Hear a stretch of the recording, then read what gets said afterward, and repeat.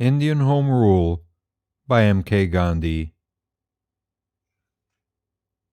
Chapter 15 Italy and India. Editor. It is well that you have instanced Italy. Mazzini was a great and good man. Garibaldi was a great warrior. Both are adorable.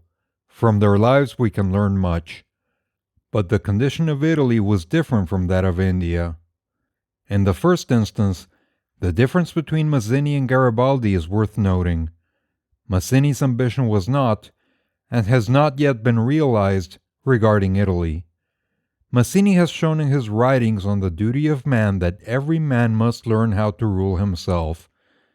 This has not happened in Italy. Garibaldi did not hold this view of Mazzini's. Garibaldi gave, and every Italian took arms. Italy and Austria had the same civilization. They were cousins in this respect. It was a matter of tit for tat. Garibaldi simply wanted Italy to be free from the Austrian yoke. The machinations of Minister Cavour disgraced that portion of the history of Italy. And what has been the result? If you believe that, because Italians rule Italy, the Italian nation is happy, you are groping in darkness. Mazzini has shown conclusively that Italy did not become free.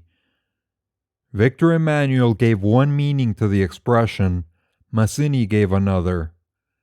According to Emmanuel, Cavour, and even Garibaldi, Italy meant the King of Italy and his henchmen. According to Mazzini, it meant the whole of the Italian people, that is, its agriculturists. Emmanuel was only its servant. The Italy of Mazzini still remains in a state of slavery.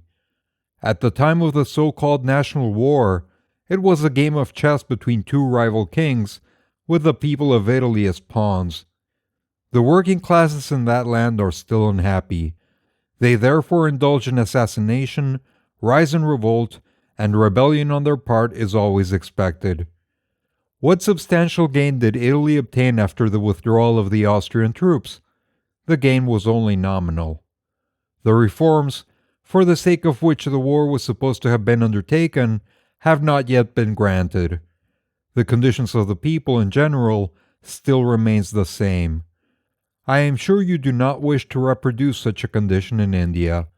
I believe that you want the millions of India to be happy, not that you want the reins of government in your hands. If that be so, we have to consider only one thing. How can the millions obtain self-rule?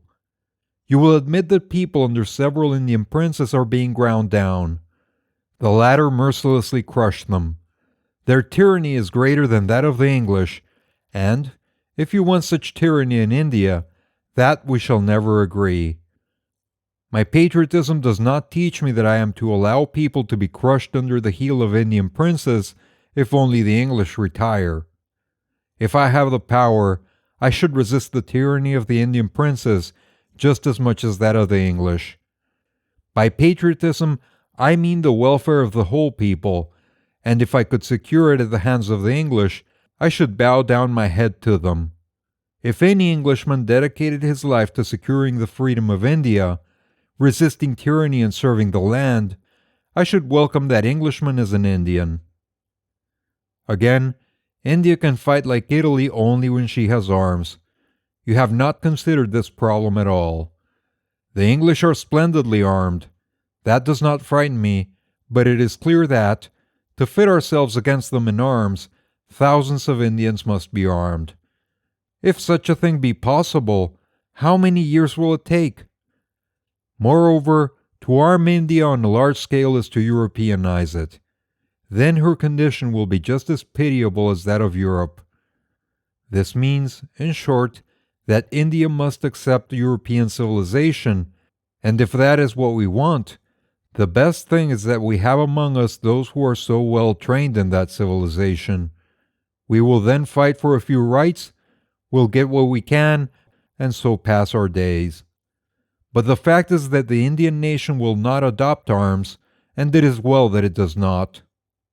Reader, you are over-assuming facts. All need not be armed. At first, We will assassinate a few Englishmen and strike terror. Then a few men who will have been armed will fight openly. We may have to lose 250,000 men, more or less, but we will regain our land. We will undertake guerrilla warfare and defeat the English. Editor: That is to say, you want to make the Holy Land of India unholy. Do you not tremble to think of freeing India by assassination? What we need to do is to kill ourselves. It is a cowardly thought, that of killing others. Whom do you suppose to free by assassination? The millions of India do not desire it. Those who are intoxicated by the wretched modern civilization think of these things. Those who will rise to power by murder will certainly not make the nation happy. Those who believe that India has gained by Dhingra's act and such other acts in India make a serious mistake. Dhingra was a patriot, but his love was blind. He gave his body in a wrong way. Its ultimate result can only be mischievous. Reader: But you will admit that the English have been frightened by these murders, and that Lord Morley's reforms are due to fear. Editor: The English are both a timid and a brave nation. She is, I believe, easily influenced by the use of gunpowder.